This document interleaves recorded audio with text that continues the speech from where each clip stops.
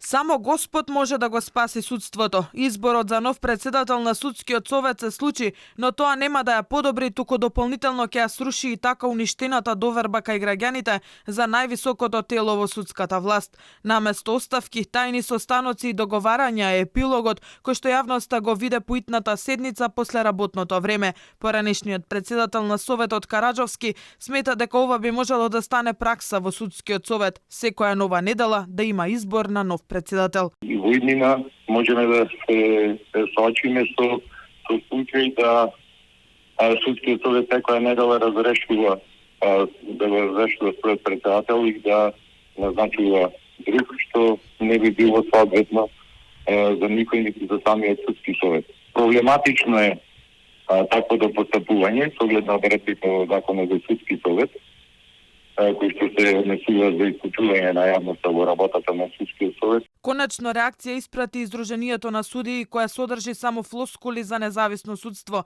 Тие се надеваат на независност на судскиот совет и го повикаа да ги одбие сите влијанија и притисоци од надвор. Страшна трговија со влијание се случува во судскиот совет, оценува и антикорупцијска.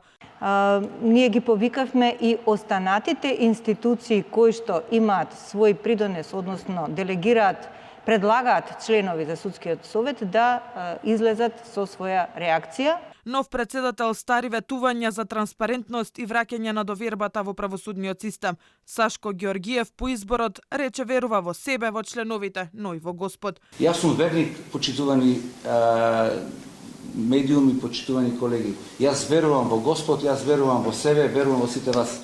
Верувам дека ќе имаме правец на движење во позитивна насока. И наместо транспарентно работење, континуирано отстапување од Законот за судски совет и стандардите за транспарентно и отчетно работење, бележи и коалицијата сите за правично судење.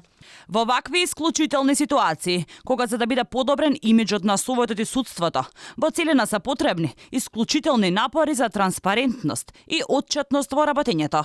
Речиси цела правна фела забележува на начинот на работа на Советот и непочитувањето на законските норми, но тоа не го предомисли мнозинството членови да го изберат Сашко Ѓоргиев за председател.